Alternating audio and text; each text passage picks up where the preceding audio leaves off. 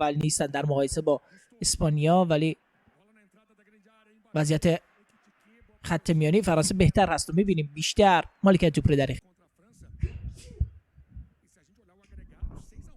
این موقعیتی است که امباپه و اکیتیکه آغاز کردند و در نهایت توپ به بیرون رفت. لئو پریرا اجازه کار. وزلی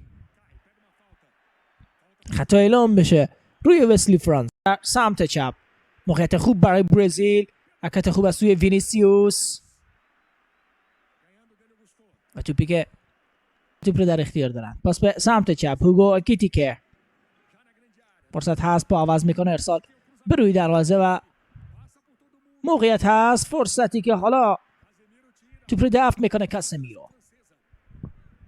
حرکت از سمت راست.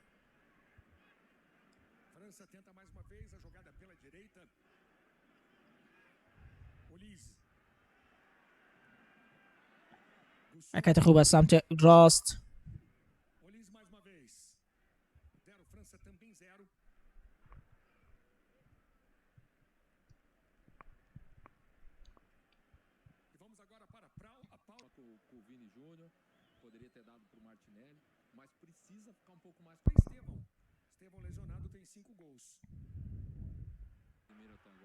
بازم فرصت هست. گابریل مارتینلی، موقعیت خوب هست، ضربه‌ای که مارتینلی میزنه و توپ از کنار دروازه با اختلافی جک به بیرون. مهاجم تیم ملی برزیل. بار دیگر با هم ببینیم که چگونه وینی توپ رو گرفت، پاس رو داد و این ضربه‌ای که از کنار دروازه به بیرون زد.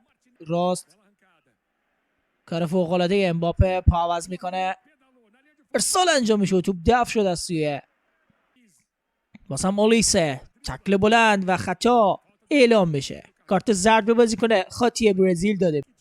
ببینید که این توپ چگونه سانتر میشه، ارسال به دهانه محوطه، توپ دفع میشه. رسانه‌ای که در آن کار میکردم حق پخش جام جهانی رو نداشت.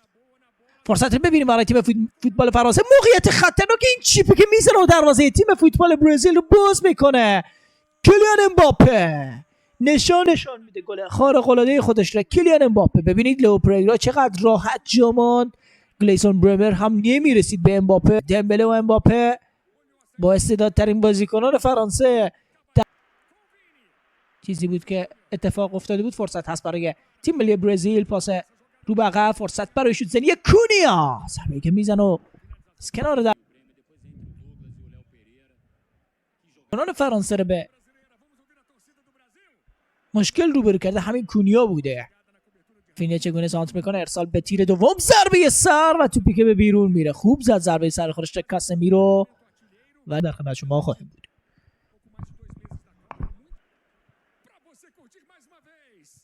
ببینید این حرکتی که کاسمیرو ایجاد کرد.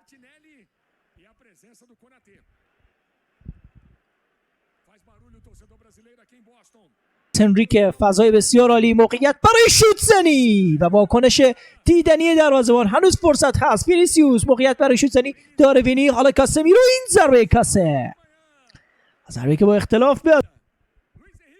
حرکت فوق العاده لوئیس هنریک و مایک مانیان که Lá vem o Wesley, será que tem condição legal? Cai. Temos cartão amarelo. E a falta foi marcada fora da grande área.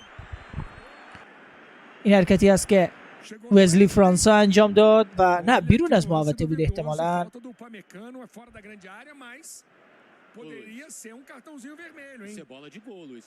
خطا بیرون از محوطه جریمه. خب احتمالاً کارت سرخ شاید بده به اوپامکانو چون فرصت مسلم گلزنی رو گرفته.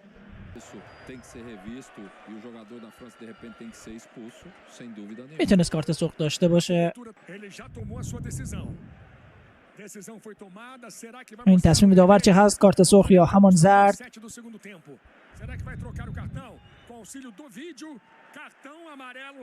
کارت زرد داور بر میداره و کارت سرخ میده به دیوت اوپامکانو. حالا با میبینید که لئو پریرا چگونه خواهد زد با پای چپ. ضربه لئو پریرا دقیقا جایی زد که دروازه‌بان حضور داشت.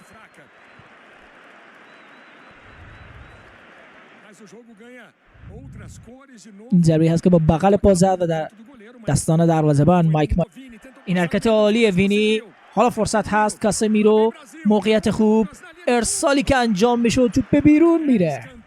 بازیکنان داخل محوطه جریمه. این حرکت خوبی که وینی انجام داد، پکاسه توپ رساند برای سانتوس. شماره 6 تیم ملی برزیل از میشایل اولیسه. موقعیت بسیار خوب، فرصت داره تا پاس بده برای کیتیک، تک به تک و این هم چیپ دیگر.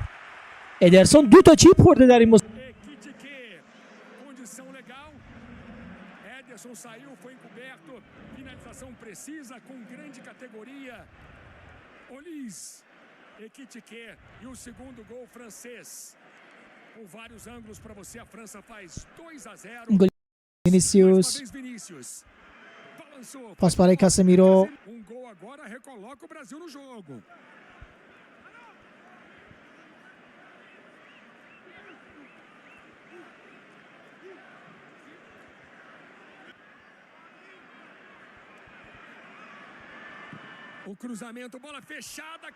مثلا فرصت هست، موقعیت خوب برای برزیل و بالاخره یک از گل‌های خورده رو گلی است که گلیسون برمر به ثمر رساند. پس مسابقه دانیلو سانت نشین و فصلی بهتر بازی می‌کنه. زمین شده برای برزیل.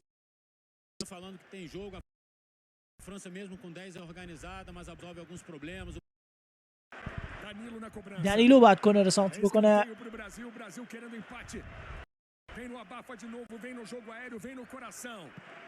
ارسال دانیلو به تیر اول، این ضربه سر از کاسمیرو و توپ در دستان دروازه‌بان قرار میگیره.